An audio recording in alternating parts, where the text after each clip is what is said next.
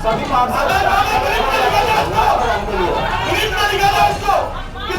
Government की राज्य शासन की योजना थी, उसको हमने लागू किया था। उसमें एक कदम आगे बढ़ाते हुए इस बार हमने भिलाई सिटी ऐप की शुरुआत करने की बात कही है। और आज भिलाई शहर का 23वां और भिलाई नगर निगम महापौर द्वारा तीसरा बजट पेश किया गया।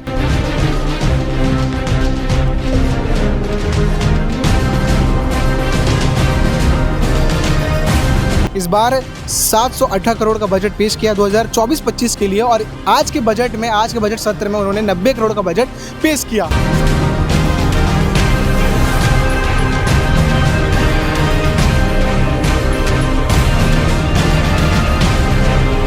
तो एक योजना हमने शुरू की थी, मोर शहर मोर जिम्मेदारी। उसी तर्ज पर इस साल हमने एक नए फंड की स्थापना की है। इस वक्त मैं भिलाई नगर निगम में मौजूद हूं और आज भिलाई शहर का 23वां और भिलाई नगर निगम महापौर द्वारा तीसरा बजट पेश किया गया। आज इस बजट सदन में भिलाई शहर के तमाम 70 पार्षद मौजूद थे और सभी ने बजट सत्र में भाग लिया और तमाम जितनी भी योजनाएं थे और बजट को लेकर उन्होंने अपना अपना पक्ष तर्क रखा और सदन में काफ़ी अच्छा माहौल था। बहुत सारी योजनाओं पे बात हुई और महापौर द्वारा बहुत अच्छा बजट रखा गया। बताया जा रहा है कि भिलाई शहर वासियों को देखते हुए और भिलाई शहर के विकास को देखते हुए उन्होंने इस बार 718 करोड़ का बजट पेश किया 2024-25 के लिए, और आज के बजट सत्र में उन्होंने 90 करोड़ का बजट पेश किया सभी पार्षदों के रहते हुए। और मैं आपको बता दूं कि उन्होंने बताया है कि जब पिछली सरकार थी उस समय मितान योजना लेकर आया गया था, तो उस तर्ज पे इस बार भिलाई शहर वासियों के लिए एक नया चीज़ लेके आया गया है जिसका नाम है भिलाई सिटी ऐप। मितान योजना के तहत के तर्ज पे ये भिलाई सिटी ऐप लाया गया है, जिसमें भिलाई शहर वासियों को काफ़ी चीज़ों में मदद मिलेगी। जितने भी तमाम चीज़ें मितान योजना में होती थी वो भिलाई सिटी ऐप में अब कर सकेंगे। उसके साथ ही मोर शहर मोर जिम्मेदारी करके एक योजना थी, उसके तर्ज पे बताया जा रहा है कि एनआरआई फंड एक योजना लाई जाएगा जिसमें भिलाई शहर वासियों को काफ़ी मदद मिलेगी इस फंड से। तो ये तमाम चीज़ें थी जो मुख्य चीज़ें थी आज के बजट में। मैंने आपको बताया सदन में क्या कुछ माहौल था, किस तरह से बजट को पेश किया गया और किस तरह से वो बजट को ब्रीफकेस में लेकर आए थे। वो तमाम चीज़ें आप इस वीडियो में देखिएगा और लास्ट में हम महापौर जी से भी बातचीत करेंगे क्या कुछ था आज के पूरे बजट में, वो आपको इस वीडियो में सुनाते हैं। ताकि जेन जेड जो आज का दौर है, इस दौर में हमारे गरीब बस्तियों के बच्चे कहीं पीछे ना रह जाएं। स्मार्ट बस स्टॉपेज नागरिकों की सुविधा को ध्यान में रखते हुए साथ ही पब्लिक ट्रांसपोर्ट के प्रति नागरिकों का झुकाव लाने के उद्देश्य से शहर के मुख्य चौराहों और स्थलों में स्मार्ट बस स्टॉपेज बनाए जाएंगे, जहां वातानुकूलित अनुकूलित बैठने की व्यवस्था एवं पेयजल इत्यादि यात्रियों के लिए उपलब्ध होंगे।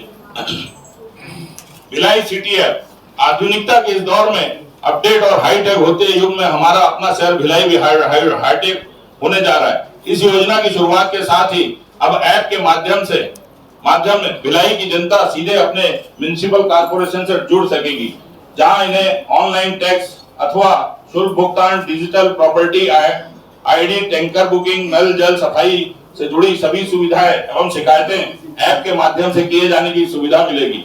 यही नहीं, हमारे शहर की गूगल मैपिंग के जरिए पब्लिक यूटिलिटी से जुड़ी जानकारी इस ऐप के माध्यम से नागरिकों को प्राप्त होगी। साइंस सेंटर का निर्माण सांस्कृतिक मंत्रालय, भारत सरकार एवं राज्य शासन की सहायता से साइंस सेंटर स्थापना किए जाने की मैं घोषणा करता हूं, जिसकी शुरुआत हो चुकी, जिसमें dynamation, maritime centre, aquatic gallery, robotic gallery, life science park, energy education park इत्यादि सर्व सुविधा युक्त साइंस सेंटर की स्थापना की जाएगी। अध्यक्ष महोदय, म्युनिसिपल बॉन्ड नगर पालिका निगम भिलाई की आय के अतिरिक्त स्रोत उत्पन्न करने एवं विभिन्न आय सृजन करने के उद्देश्य से 100 करोड़ रुपए के म्युनिसिपल बॉन्ड जारी किए जाने की मैं घोषणा कर रहा हूं, जिसके गाइडलाइन का पालन इसके लिए गाइडलाइन करता हूं, ताकि जेन जेड जो आज का दौर है, इस दौर में हमारे गरीब बस्तियों के बच्चे कहीं पीछे ना रह जाएं। स्मार्ट बस स्टॉपेज नागरिकों की सुविधा को ध्यान में रखते हुए साथ ही पब्लिक ट्रांसपोर्ट के प्रति नागरिकों का झुकाव लाने के उद्देश्य से शहर के मुख्य चौराहों और स्थलों में स्मार्ट बस स्टॉपेज बनाए जाएंगे, जहां वातानुकूलित बैठने की व्यवस्था एवं पेयजल इत्यादि यात्रियों के लिए उपलब्ध होंगे। भिलाई सिटी ऐप आधुनिकता के इस दौर में अपडेट और हाईटेक होते युग में हमारा अपना शहर भिलाई भी हाईटेक होने जा रहा है। इस योजना की शुरुआत के साथ ही अब ऐप के माध्यम में भिलाई की जनता सीधे अपने म्युनिसिपल कॉर्पोरेशन से जुड़ सकेगी, जहां इन्हें ऑनलाइन टैक्स अथवा शुल्क भुगतान, digital property ID, tanker booking, नल जल सफाई से जुड़ी सभी सुविधाएं एवं शिकायतें ऐप के माध्यम से किए जाने की सुविधा मिलेगी। यही नहीं, हमारे शहर की गूगल मैपिंग के जरिए पब्लिक यूटिलिटी से जुड़ी जानकारी इस ऐप के माध्यम से नागरिकों को प्राप्त होगी। साइंस सेंटर का निर्माण सांस्कृतिक मंत्रालय, भारत सरकार एवं राज्य शासन की सहायता से साइंस सेंटर स्थापना किए जाने की मैं घोषणा करता हूं, जिसकी शुरुआत हो चुकी, जिसमें dynamation, maritime centre, aquatic gallery, robotic gallery, light science park, energy education park इत्यादि सर्व सुविधा युक्त साइंस सेंटर की स्थापना की जाएगी। अध्यक्ष महोदय, म्युनिसिपल बॉन्ड नगर पालिक निगम भिलाई की आय के अतिरिक्त स्रोत उत्पन्न करने एवं विभिन्न आय सृजनित करने के उद्देश्य से 100 करोड़ रुपए के म्युनिसिपल बॉन्ड जारी किए जाने की मैं घोषणा कर रहा हूं, जिसके गाइडलाइन का पालन इसके लिए गाइडलाइन और जी लाए हैं। चूंकि भारतीय जनता पार्टी के 24 पार्षद हैं, 24 पार्षद के जो बजट के अंदर में लेना था, करना था, पूरी चीजों को कंप्लीट नहीं कर पाए हैं और इस बजट में सब लोगों को जोड़ा जाए, पहली बात। सेकंड बात कि अभी तक ऐसा होता आया है कि पार्षद अपनी बातें नहीं रख पाते, क्योंकि आम जनता पब्लिक पार्षद को अपना सब कुछ मानती है और उनको अपने सामने अपनी समस्याओं को और वहां के विकास की बातों को रख पाती और रखती आई है। लेकिन यहाँ ऐसा हुआ है कि 2.5 साल के अंदर ये स्थिति निर्मित हुई कि वंदे मातरम शुरू हो जाता है और हम अपनी बातों को रख नहीं पाते। तो इसमें जोड़ने के लिए हमको इनमें जोड़ने के लिए कि कम से कम हर पार्षद अपनी अपनी चीजों को इसमें जोड़ पाए, इसलिए अपूर्ण बजट है ये। इस पूर्ण बजट तब होगा जब इसमें सब पार्षद जिनके काम छूट गए, हमारे कई विभिन्न पार्षद हैं जिनका रुका हुआ है, वो सब इसमें जुड़े, तब जाके इस विषय पे बात हो और इस पे चर्चा हो हमारे बीच में और उसको सार्थक, क्योंकि परिवार की बात करते हैं भारतीय जनता पार्टी, हम तो एक परिवार है, लेकिन हमेशा नीरज भाई साहब चूंकि महापौर जी हैं और राजू जी और पूरी टीम कहती है कि एकमुक्त होकर हमें विकास करना है, तो हमें इसमें समय अपूर्ण बजट में जोड़ना है। सर्वप्रथम इसमें सब जुड़ जाए, पहली चीज ये। दूसरी चीज जोड़ने के लिए समय, और तीसरी चीज हम इस तरह का खत्म ना हो कि कहीं ना कहीं इस बात हमेशा आता है कि हम अपनी बातें नहीं रख पाते हैं और वंदे मातरम गीत शुरू होता है, वो ये चीजें अब ये चीजें ना हो, बस ये आपसे अनुरोध है। आदरणीय अध्यक्ष महोदय, आज नगर पालिक निगम भिलाई की 23वीं बजट है और माननीय महापौर जी के द्वारा इस सदन में तीसरा बजट आज पढ़ा गया। निश्चित सदन के उपनेता प्रतिपक्ष दया सिंह जी के द्वारा जो बातें रखी गई कि शहर का विकास हो, शहर का में किसी भी प्रकार की राजनीति ना हो, माननीय सदन में प्रस्तुत होना चाहिए, एक परंपरा है। हाँ ठीक है, ये बात सही है कि अगर सदन के सदस्य हमारे चाहते हैं उस पर कोई अपना सुझाव देना या कोई उस पर चर्चा करना, वो की जा सकती है। अगर आप उचित समझें, जैसा अभी बता रहे थे, अगर कोई अपना सुझाव देना चाहता है, लिखित में देना चाहता है या चर्चा करके देना चाहता है, या ये चाहते हैं कि हमें समय दिया जाए, सदस्य जितने भी सदन के हैं, अगर सदन के सदस्य चाहते हैं कि समय दिया जाए तो नियमानुसार जो उचित हो सकता है वो कार्रवाई आप कर सकते हैं विधि के हिसाब से, उसके लिए आपका अपना अधिकार है। लेकिन मेरा एक निवेदन है सभी से कि हम लोगों ने सबने मिलकर, कोई महापौर अकेला नहीं किया है, अगर पिछले 2 साल में जो काम हुआ है उसके लिए सभी लोगों ने प्रयास किया और इसके लिए सभी को मैं साधुवाद भी देता हूँ। कोई अकेले मेरा कोई श्रेय नहीं है, और जो नहीं हुआ है तो उसकी भी जिम्मेदारी, उसकी जिम्मेदारी मैं लेता हूँ और ये प्रयास हमारा रहेगा कि आने वाले समय में उसको करें। कोशिश रहती है काम पूरा करने की, जो घोषणाएं करते हैं उसके लिए कोई ना कोई व्यवस्था होती है, लेकिन हम सब जानते हैं कि नगर निगम अपनी व्यवस्था से, हमारा अपना जो एस्टेब्लिशमेंट का खर्चा, उसके साथ जो जरूरी खर्चे हैं, चाहे वो सफाई के हो या और जो दूसरे जो हमारे जो आवश्यक जो मूलभूत सुविधाओं के लिए रहता है, विकास के लिए हमको शासन पर डिपेंड होना पड़ता है।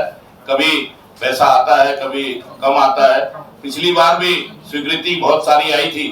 मैं आपके माध्यम से शासन को भी, आयुक्त महोदय से आग्रह करूंगा कि जितने भी काम पिछली बार प्रस्तावित हुए थे और स्वीकृत हुए थे, जो कि आज की तारीख में रुके हुए हैं या जिस भी वजह कारण से रुके हैं, सदन के माध्यम से एक आयुक्त महोदय एक पत्र बनाकर जितने भी काम पूर्व में जो स्वीकृत हो चुके थे जितने टेंडर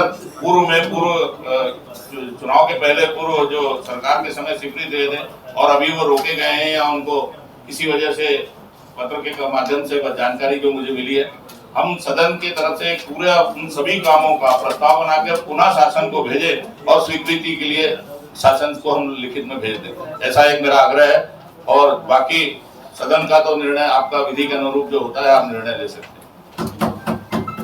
माननीय अध्यक्ष महोदय, मैं पुनः आपसे निवेदन करता हूं कि सदन के 70 पूरे पार्षद हैं और वैशाली नगर के, खासकर वैशाली नगर की जो 2 साल के अंदर में जो दिशा बदली है, हम बहुत स्वच्छ मन से सदन का साथ देते हैं और सदन से आपसे अपेक्षा रखते हैं कि वैशाली नगर और पूरे पार्षदों के संबंध में, विकास के संबंध में एक चर्चा किया जाए पूरे 70 पार्षदों के लिए। पूरे 70 पार्षदों के लिए मेरा एक निवेदन है कि जिस प्रकार से आज अब आपके द्वारा एक पुस्तिका दी गई है, मेरा एक निवेदन है आपसे कि विस्तृत चर्चा की जाए। प्रत्येक पार्षद अपने अपने, क्योंकि बजट का साल भर में एक बार होना है, सभी पार्षदों को एक अपेक्षा रहती है कि मेरे द्वारा बताए गए मेरे नगर में कुछ ऐसे प्रस्ताव रहे। तो मेरा एक निवेदन है आपसे कि पूरे पार्षदों को बोलने का मौका दिया जाए और सब जो पार्षद अगर बोलता है तो आप बताइए कि उसको एजेंडे में जोड़ा जाए, कि नहीं जोड़ा जाए और बजट में जोड़ा जाए, ऐसा मेरा मानना है। तो आपसे निवेदन अध्यक्ष महोदय जी कि पूरे 70 पार्षदों को सुने और इस एजेंडे को, इस बजट को, पूरे प्रस्ताव को इसमें जोड़ा जाए। कितना दिन का समय चाहिए? 1 दिन, 2 दिन, 3 दिन? अध्यक्ष जी, वो आपका विवेक है, आपका अपना अधिकार है। हम चर्चा चाहते हैं। चर्चा के लिए मैं चाहता हूं कि 7 तारीख को 1 बजे, और जो भी पार्षद अपना लिखित सुझाव या चर्चा करना चाहते हैं, लिखित सुझाव आयुक्त महोदय के पास लिखित सुझाव भी डाल सकते हैं सभी पार्षद। और मैं बोल रहा हूँ कि आप अभी चर्चा कराइए, अगर समय नहीं बचेगा तो फिर आगे बढ़ाइए। आप डायरेक्ट 7 तारीख कर रहे हैं। नहीं, चर्चा के लिए समय मांगा, 1 दिन 2 दिन जो भी दिन 7 तारीख का चर्चा के लिए उसको कर रहा हूँ। जब चेयर में रहते तो आपका निर्णय रहता था, वो सभापति। मैं 7 तारीख के लिए चर्चा को समय दे रहा हूँ, बोल रहे हैं ना। अध्यक्ष महोदय, मेरा एक निवेदन है कि ठीक है, आप जो निर्णय करना करिए, लेकिन मेरा एक सुझाव है सदन से, जो भी प्रश्न अगर ये चाहते हैं सदन में आएंगे जरूर, लेकिन मेरा एक सुझाव है कि वो अगर जो आप समय निश्चित कर रहे हैं, जैसे 7 तारीख आपने बोला है, तो 6 तारीख तक अगर वो 11-12 लिखित में प्रश्न आ जाएंगे तो मेरा उसके लिए सुझाव इसलिए था सभापति जी कि सदन में अगर उचित जवाब चाहिए तो उसके लिए संबंधित विभाग के अधिकारी और प्रभारी, इन दोनों की भी जिम्मेदारी तय करनी पड़ेगी। तो मेरा एक सुझाव है कि 6 तारीख तक के वो प्रश्न लिखित में आ जाएंगे। लेटर देने वाली बात है, जो आवेदन वाली बात है, जो मंत्री जी से जो प्रश्नकाल लिया जाएगा, जो पूछा जाएगा, वो समझ में आता है।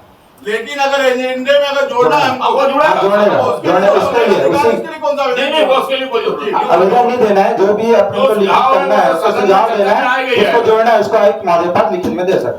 जोड़ना है, प्रस्ताव देना है, वो तो सदन में बैठक में आ जाएगा। लेकिन प्रश्न मैंने इसलिए बोला है कि समय रहते हुए जवाब मिल पाएगी। प्रत्येक पार्षद शहर के विकास के लिए अपना प्रस्ताव रखते हैं, 6 तारीख तक अगर प्रश्न आ जाएंगे तो उसका उचित जवाब अधिकारी और प्रभारी की जिम्मेदारी तय करके सदन में 7 तारीख और 7 तारीख को देंगे। ठीक है। माननीय अध्यक्ष महोदय, जैसा कि सभी जानते हैं कि हमारा राष्ट्र अभी विकास की प्रगति के पथ पर अग्रसर है, जिसमें हमारे शहर का भी एक बहुत बड़ा योगदान रहेगा। माननीय अध्यक्ष महोदय, मैं आपके माध्यम से जानना चाहती हूँ कि महापौर जी के पूर्व अभिभाषण में, इस अभिभाषण में भी सुपर स्मार्ट सिटी की बात की गई थी, पर अगर हम वास्तविकता के तहत पर आए और किसी भी शहर के विकास की प्रगति के मार्ग, मेरी पार्षद बहन का मैं जवाब देना चाहता हूं कि इसीलिए जो मैं बोल रहा था कि अभी ये संख्या पूछेंगी तो क्योंकि बजट में वो संख्या नहीं है, लेकिन ये मैं बता सकता हूँ निश्चित रूप से कि बहुत सारे वार्डों में, बहुत सारे प्रमुख मार्गों में, चौक चौराहों में ये जो सीसी कैमरे लग चुके हैं। जब आप जो अगली जो बैठक जो भी आप तिथि तय करेंगे उसमें मैं पूरी जानकारी किस किस जगह में, किस किस चौक में कितने लगे हैं डिटेल के साथ मैं बता पाऊंगा। इसीलिए मैं जो निवेदन कर रहा था प्रश्न का कि आप प्रश्न अगर 24 घंटा पहले दे देंगे जो सदन की जो आप तारीख निश्चित कर रहे हैं, तो उचित जवाब सदन के अंदर बिना बहस के, बिना किसी, हम लोग जो यहाँ करते हैं एक अच्छी स्वस्थ परंपरा हम लोग शुरू कर पाएंगे। नगर निगमों में शायद ऐसी परंपरा अभी नहीं बनी है जो विधानसभा और लोकसभा की तर्ज पर हम लोग विधानसभा और लोकसभा में जो जिस तरह प्रश्न पूछे जाते हैं, समय दिया जाता है, उसमें हम जिम्मेदारी तय कर सकते हैं। मैं तो खुद आपसे निवेदन कर रहा हूँ, हम खुद, मेरी भी जिम्मेदारी है उसकी, हमारे महापौर परिषद के सदस्य की है, संबंधित विभाग के अधिकारी की है, आयुक्त महोदय की है, वो जिम्मेदारी के साथ हम लोग उचित जवाब सदन को दे पाएंगे। इसलिए मैं बोल रहा था, लगे हैं जो भी तजदीद आप दे रहे हैं, मैं निश्चित रूप से अगले उसमें दे दूंगा। अध्यक्ष महोदय 2 मिनट की आपकी स्वीकृति चाहिए थी, आपकी अनुमति चाहिए थी, पूरी जानकारी। अध्यक्ष महोदय आपकी एक अनुमति की जरूरत थी कि हम सबके बीच में 70 पार्षदों में वैशाली नगर, भिलाई नगर के जिला के अध्यक्ष नवनियुक्त हुए भारतीय जनता पार्टी की ओर से। मैं अपने विपक्ष की तरफ से, अपने सभी साथियों की तरफ से माननीय महेश वर्मा जी का स्वागत करना चाहता हूं और महापौर जी के से भी निवेदन करता हूं कि हमारे महापौर विधायक नेता जिला अध्यक्ष का स्वागत करेंगे। अध्यक्ष महोदय, कोई इसमें स्वागत में किसी के कोई नहीं कोई दिक्कत नहीं है। महेश हमारा पुराना साथी है और बिल्कुल खुशी है इस बात की कि वो एक राष्ट्रीय पार्टी के, राष्ट्रीय संगठन पार्टी का वो अध्यक्ष बने हैं। मैं उनको अपनी ओर से बधाई देता हूँ, लेकिन क्योंकि ये सदन है, इसमें किसी दल विशेष का, लेकिन सम्मान हम सभी पार्टियों को कर दूंगा। बिल्कुल मैं सभी और साथ ही अध्यक्ष महोदय हमारे महापौर होने के हमारा पुराना साथी है, मैं करूंगा, कोई आपत्ति नहीं। और दूसरा अध्यक्ष महोदय, हमारे भिलाई विधानसभा के महापौर जी में बोला, अध्यक्ष जी में बोला जाता, हमारे वैशाली नगर के भी हमारे सहयोगी साथी पार्षद निकेश सेन जी है। मैं दोनों अपने विपक्ष की तरफ से दोनों के लिए हमने माला लेकर आया है, देवेंद्र यादव जी का भी हम यहाँ सम्मान कर रहे हैं। विधायक देवेंद्र आप देवेंद्र यादव जी सॉरी श्रीवास्तव जी भी उपस्थित है। मैं आपके से अनुमति चाहूंगा कि उनका भी, अध्यक्ष जी अनुमति चाहता हूँ, केवल जो माला अनुमति